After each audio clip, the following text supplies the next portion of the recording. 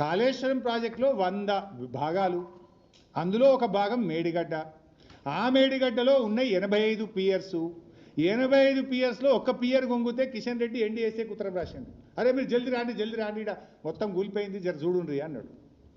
100 భాగాల్లో మేడిగడ్డ ఒక భాగం, మేడిగడ్డలో ఉన్న 85 పిల్లర్లలో ఒక పిల్లర్ గొంగితే కిషన్ రెడ్డి ఢిల్లీకి ఎన్డీఎస్ఏకి ఉత్తరం రాసి 2 రోజులు పిలిపించిండు.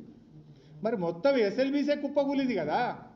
మొత్తం ప్రాజెక్టు భవిష్యత్తే 5,000 కోట్లు ఖర్చు పెట్టిన ఎస్ఎల్బీసీ భవిష్యత్తే ప్రశ్నార్థకమైంది.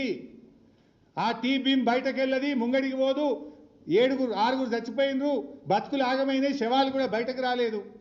మరి దీని మీద కిషన్ రెడ్డి గారు ఎన్డీఎస్ఏకి ఎందుకో ఉత్తరం రాయడు, ఎన్డీఎస్ఏ ఎందుకో రాదు. ఒక పిల్లర్ గుంగితే 300 వచ్చిండ్రు, కిషన్ రెడ్డి ఉత్తరం రాస్తాడు, 300 వస్తుంది బీజేపీ వాళ్ళు. మరి ఎస్ఎల్బీసీ కుప్పకూలితే 5,000 కోట్ల ఖర్చు పెట్టిన ప్రాజెక్టు ఆగమైపోతే ఎందుకు ఎన్డీఎస్ఏ రాదు, ఎందుకు కిషన్ రెడ్డి గారు ఉత్తరం రాయడు? ఈ బీజేపీకి రేవంత్ రెడ్డికి ఉన్న ఈ ఫెవికాల్ బంధమేంది? ఈ కిషన్ రెడ్డి ఈ రేవంత్ రెడ్డి మధ్యలో ఉన్న ఈ లవ్ ఏంది? ఇది బయటకి సమాధానం చెప్పాలి.